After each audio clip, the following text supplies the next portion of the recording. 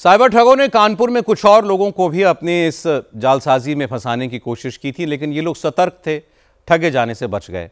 कानपुर के कारोबारी पंकज चड्ढा ने बताया कि शुरुआत में तो उन्हें भी डर लगा कि कहीं उनका नाम वाकई में दिल्ली ब्लास्ट से तो नहीं जुड़ गया है, लेकिन बाद में उन्हें अंदाजा हो गया कि यह मामला साइबर ठगी का है। भैया मेरे पास शनिवार को 15 तारीख को सुबह 10:15 बजे के करीब फोन आया कि ये मोबाइल नंबर आपका कितने साल पुराना है। तो मैंने बताया 18 से 20 साल पुराना ये नंबर है। फिर कहने लगे कहाँ रहते आप? मैंने कहा कानपुर। फिर बात करते करते में उन्होंने मुझसे कहा कि आपका नाम पुलवामा और दिल्ली आतंकी हमले में जोड़ा गया है। तो मैंने कहा भैया मेरा कैसे नाम जोड़ा जाएगा? आपके दस्तावेज और आपका मोबाइल नंबर वहाँ पे बरामद हुआ है किसी अफजल खान के पास से। फिर वो कहने लगे कि आप आके अभी 2 घंटे के अंदर अंदर लखनऊ एटीएस मुख्यालय मिलिए। तो मैंने कहा मैं असमर्थ हूँ, आज की डेट में नहीं आ सकता।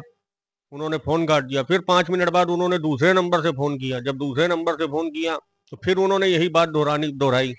तो मैंने मना किया। तो इतने में ही उन्होंने व्हाट्सएप कॉल के जरिए वीडियो कॉल करके किसी और से बात कराई। तो जिनसे बात कराई तो वो पुलिस की वो वर्दी पहने बैठे थे और उन्होंने मुझको एकदम से हड़काना चालू किया, मुझको डराना धमकाना चालू किया। जब मैंने इसका विरोध करा तो फिर वो कहने लगे कि आप अपना मोबाइल फुल चार्ज करके बैठे और आधार पैन लेके बैठे। तो मैंने कहा ये किस लिए? कहने लगे ये कार्रवाई है, आपको सुरक्षा प्रमाण पत्र दिया जाएगा, उसके लिए जरूरी होता है। तो मैंने मना किया कि मैं नहीं करूंगा। तो तब वो मुझको डराने धमकाने लगे। मैंने फिर उनसे फ़ोन काट दिया।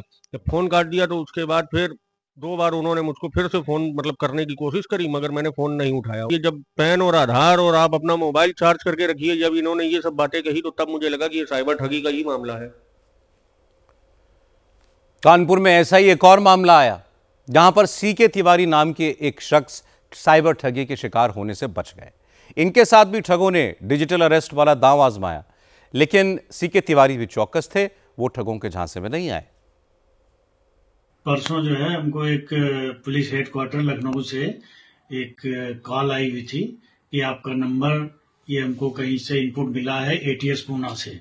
तो वहां से आपको लग रहा है कि आप कहीं का इन्वॉल्वमेंट आपका कोई पहलगाम और ये दिल्ली ब्लास्ट के उसमें हो सकता है, इसलिए आपको जानकारी के लिए हमने फोन किया है कि आप अपना डिटेल बताइए कि क्या ऐसा आप कहीं बाहर गए या आपका कोई आईडी कहीं पर वो लीक हुआ या किसी आईडी से आपने कोई सिम लिया किसी को दिया, ये कोई आपके नाम से एक दूसरी एक आईडी सिम निकाला आपकी आईडी से, तो आपने किसको आईडी दी या क्या है, कहीं आईडी खोई आपकी या मोबाइल खोया, इस तरीके की जानकारी करते हुए फिर एटीएस पूना से इन्होंने मोबाइल को लिंक कर लिया बातचीत में।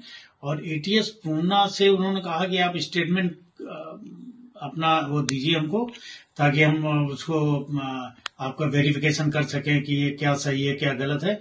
और अगर आप नहीं ऐसे बता रहे तो आपको वैसे तो आना चाहिए यहाँ एटीएस पूना ब्रांच आ करके डिपार्टमेंट में, और वहां आप अपना जो है ये सारा स्टेटमेंट रिकॉर्ड करवाइए।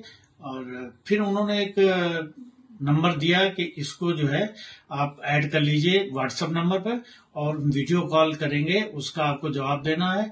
और घर के एक कमरे में बिल्कुल सेपरेट रिजर्व हो जाइए, न टीवी चलना चाहिए, न ही कोई आपके आसपास होना चाहिए। इस तरीके का जब उन्होंने किया तो मुझे ये डाउट हुआ कि शायद इस तरीके के जो फ्रॉड साइबर क्राइम वाले कोई हैं वो इसमें इन्वॉल्व हैं। फिर हमने इसकी 1930 में इसकी जो है कंप्लेन भी की और उनको डिटेल बताया। मैंने खबर आपको सावधान करने के लिए पूरी डिटेल में बताई, भुक्तभोगियों की बात भी आपको सुनवाई, ताकि आप अलर्ट हो जाएं। यह बात नोट कर लीजिए कि डिजिटल अरेस्ट नाम की कोई चीज होती ही नहीं। अगर कोई आपको डिजिटल वारंट दिखाए, वीडियो कॉल करे, पुलिस की वर्दी में आपको डिजिटल अरेस्ट का हुक्म भी दे, समझ जाइए कि वो ठग है। इससे डरने की कोई जरूरत नहीं है, और डरने की बजाय तुरंत पुलिस को फोन कीजिए, संपर्क कीजिए। 1930 पर फोन करके आप इसकी जानकारी दीजिए, आगे का काम पुलिस करेगी।